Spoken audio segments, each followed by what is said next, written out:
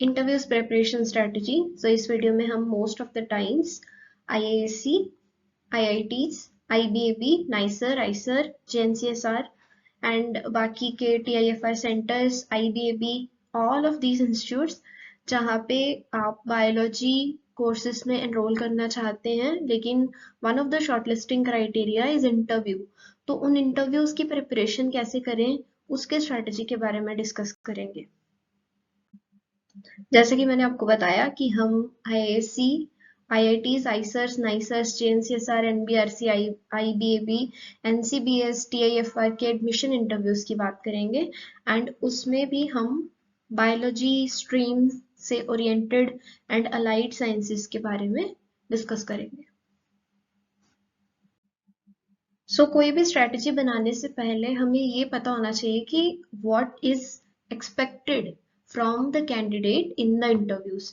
वो हमारा टेस्ट क्या ले रहे हैं, क्या टेस्ट कर रहे हैं हमारा। मेन हमारे कॉन्सेप्ट्स चेक कर रहे हैं, वो बेसिक कॉन्सेप्ट्स एंड हमारी analytical skills as in experimental design strategy, और कैसे हम लिमिटेड रिसोर्सेज में चीज़ों को क्रिएटिव वे से क्वेश्चंस को आंसर भी करें, प्लस हमारा जो पर्पस है, हाइपोथेसिस है, वो भी प्रूव हो जाए, राइट। हमारी analytical skills and conceptual clarity को टेस्ट किया जाता है इंटरव्यूज में।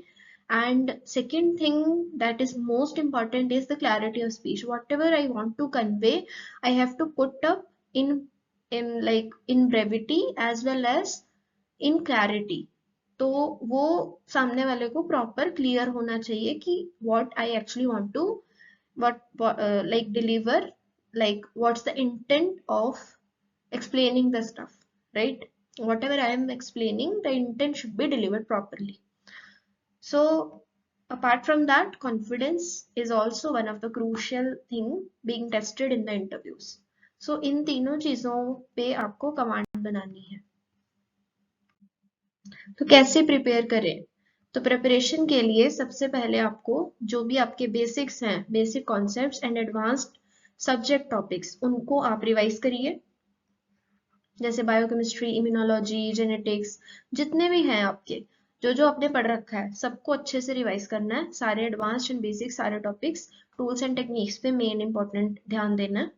उसके अलावा आपको अपनी एनालिटिकल थिंकिंग को डेवलप करना है। PYQs जो प्रीवियस ईयर्स में कैंडिडेट से क्वेश्चंस पूछे गए हैं, उन सब क्वेश्चंस को डिस्कस करके, उन सब क्वेश्चंस को प्रैक्टिस करके। इसके अलावा आपको इंटरव्यू लाइक क्वेश्चंस को प्रैक्टिस करना है और साथ ही साथ कुछ और PYQs को डिस्कस करना है। एंड कुछ इंटरव्यूज में ना स्टैंडर्ड क्वेश्चंस होते हैं, उन स्टैंडर्ड क्वेश्चंस को डिस्कस करना है एंड उसको प्रिपेयर करके रखना है। फिर मॉक इंटरव्यूज प्रैक्टिस के लिए देने हैं, जिससे कि आपका कॉन्फिडेंस, क्लैरिटी ऑफ स्पीच, ये सारी चीजें भी पैरेलली डेवलप हो सके, ठीक है। तो ओवरऑल आपको इन 4 चीजों पे, ये 4 स्टेप्स होंगे आपके कि आपको किस तरीके से प्रिपेयर करना है। तो अब साइबिट्स कैसे आपकी इसमें हेल्प कर सकता है? तो साइबिट्स की तरफ से आपको प्रायोरिटी लिस्ट ऑफ टॉपिक्स दे दिया जाएगा। जैसे कि हमने बोला कि हमें टॉपिक्स रिवाइज करने हैं, तो कौन कौन से टॉपिक्स को किस प्रायोरिटी ऑर्डर में रिवाइज करना है और कैसे स्ट्रेटेजी रहनी चाहिए रिवीजन की, वो आपको साइबिट्स के द्वारा प्रोवाइड कर दिया जाएगा। सेकेंड थिंग, साइबिट्स में आपको लेक्चर्स मिलेंगे जिसमें कि हम रियल इंटरव्यूज पास्ट ईयर के क्वेश्चंस को डिस्कस करेंगे, जिससे कि आपको एक क्लैरिटी ऑफ स्पीच डेवलप होगा, उसमें हेल्प मिलेगी। प्लस आपको ये पता चलेगा कि आपको इंटरव्यू में क्वेश्चंस कैसे अप्रोच करने हैं एंड कैसे जिन्होंने इंटरव्यूज क्लियर किया है वो लोग कैसे क्वेश्चन को आंसर करते हैं। क्योंकि हम रियल इंटरव्यू क्वेश्चंस डिस्कस कर रहे होंगे, तो आपको ये भी आइडिया मिल जाएगा कि आप किस टाइप के क्वेश्चंस आपको एक्सपेक्ट करने चाहिए आपके अपने इंटरव्यू में, ठीक है। और इसके अलावा आपको पिछले साल के क्वेश्चंस की PDFs प्रोवाइड की जाएंगी, जिससे कि आप इंटरव्यू लाइक क्वेश्चंस को प्रैक्टिस कर पाए। और PDFs में आपको PYQs दिए जाएंगे, प्लस कुछ इंटरव्यू लाइक स्टैंडर्ड क्वेश्चंस दिए जाएंगे जो यूजुअली इंटरव्यूज में पूछे जाते हैं। इसके अलावा आपको कुछ एक्स्ट्रा क्वेश्चंस की PDFs प्रोवाइड कर दी जाएंगी, वो भी आपकी प्रैक्टिस के लिए। फिर कुछ एडिशनल टिप्स है, जब भी आप इंटरव्यू देने जाएं, आप जो भी सोच रहे हैं, जिस भी डायरेक्शन में सोच रहे हैं, उसको आपको लाउडली बोल के सोचना है। जब आप बोल के सोचोगे तो जो पैनल में लोग होंगे उनको पता होगा कि आप किस डायरेक्शन में जा रहे हैं, और वो आपकी हेल्प करने की कोशिश करेंगे through hints and all, right. उसके अलावा आपको एक स्ट्रक्चर वे में आंसर करना है क्वेश्चंस का। तो कुछ भी आपसे पूछा जाए उसकी बड़े ही शॉर्ट में डेफिनेशन, उसका मैकेनिज्म एंड कुछ एग्जांपल आपको बता देना है। फिर उसके अलावा आप जैसे मान लो कोई भी एक्सपेरिमेंट डिजाइन कर रहे हो, उसमें आपने एक टेक्निक या कोई एक टूल सजेस्ट किया, तो आप नेक्स्ट क्वेश्चन ये एक्सपेक्ट कर सकते हो कि अगर आपके पास वो टूल अवेलेबल नहीं है, वो टेक्निक कि आपके पास एक्सपर्टीज नहीं है, या फॉर सम रीजन वो टेक्निक आपकी लैब में नहीं हो सकती, तो आप ऑल्टरनेट क्या टेक्निक लगाओगे। तो आपको इस सेंस में क्या करना चाहिए कि एक टेबल बना लेना चाहिए, एक टेक्निक क्यों यूज होती है, एंड फिर उसकी ऑल्टरनेट टेक्निक्स। तो ये सारी चीजें आपको एक टेबल के थ्रू याद कर लेनी है। फिर आपको एक्सपेरिमेंट डिजाइन कैसे करना है, उस टाइप के क्वेश्चंस प्रैक्टिस करने हैं। Z2A अप्रोच आपको लर्न करनी है। Z2A अप्रोच क्या होता है, जैसे फॉर एग्जांपल अभी हम क्या पढ़ते हैं कि हम क्रोमेटोग्राफी यूज करते हैं, है ना। तो क्रोमेटोग्राफी किस चीज के लिए यूज होती है, ये एक सॉर्टिंग टेक्निक है, तो प्रोटीन प्योरिफिकेशन के लिए हम इसको यूज कर सकते हैं, है ना। तो लेकिन Z2A अप्रोच क्या है, तो आपको क्वेश्चन दिया जाएगा, जैसे फॉर एग्जांपल आपको बोला गया कि आपको ये बताना है, या एक ट्रांसक्रिप्शन फैक्टर है, ये एक प्रोटीन है, और वो प्रोटीन एक ट्रांसक्रिप्शन फैक्टर की तरह एक्ट कर रहा है, ये आपको लाइक प्रिलिमिनरी प्रूफ करना है। तो कैसे करोगे, लाइक ऐसे, तो आप एमसा बोल दोगे कि कौन सी टेक्निक से करेंगे, है ना।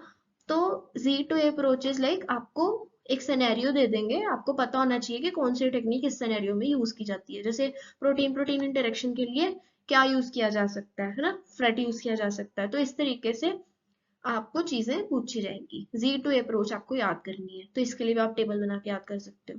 फिर मोस्ट ऑफ द इंटरव्यूज में 99% इंटरव्यूज में आपसे ब्लैक बोर्ड या व्हाइट बोर्ड के ऊपर कुछ ना कुछ बना के वो चेक करते हैं, ठीक है।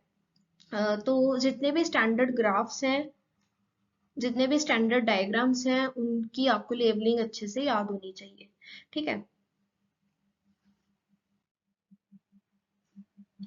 उसके अलावा अगर आपको किसी क्वेश्चन का आंसर नहीं पता, तो उसमें आपको क्या करना है कि उस क्वेश्चन का कुछ ना कुछ आंसर देने की कोशिश करनी है, लेकिन साथ में अपने अजम्पशन और अपने रीजंस भी प्रोवाइड करने हैं कि आपने इस क्वेश्चन का ये आंसर क्यों सोचा। आपको अपना लॉजिक बताना है। फिर क्या हो सकता है कि वो आपको कुछ हिंट दे दें, जिससे कि आप सही डायरेक्शन में हो सकता है सोच पाओ। लेकिन अगर आपको बिल्कुल ही उस क्वेश्चन का कुछ आइडिया नहीं है, तो आप उनको सॉरी बोल सकते हो एंड उनसे कुछ हिंट मांग सकते हो, ठीक है। लेकिन बहुत ही पोलाइटली आपको चीजें करनी है।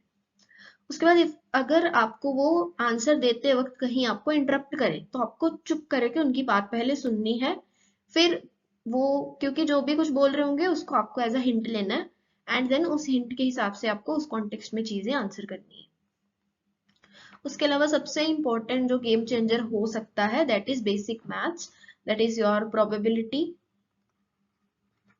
आपकी probability, permutations and combinations, and basic जो आपका स्टैटिस्टिक्स है, वो आपको अच्छे से याद कर लेने हैं। इनके जो मेन मेन फॉर्मूलाज हैं वो याद कर लेने हैं, कौन से सिनेरियो में क्या यूज होता है वो आपको याद कर लेना है, ठीक है। तो बेसिक मैथ आप अगर पढ़ के जाएंगे तो वो आपके लिए बहुत अच्छा होगा। जैसे कि लैब मैथ्स होता है कि ये वाला सोल्यूशन इस तरीके से बनेगा, तो कैसे, कितना कितना वॉल्यूम किसका डाल लें, 10x से 50x, 50x से 10x, ऐसी कुछ कुछ चीजें अगर आप पढ़ के जाओगे तो वो हमेशा अच्छा ही है आपके लिए।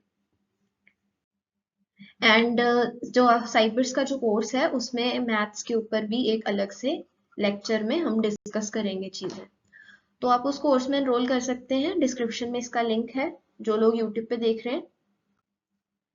Thank you very much, I will see you in the course.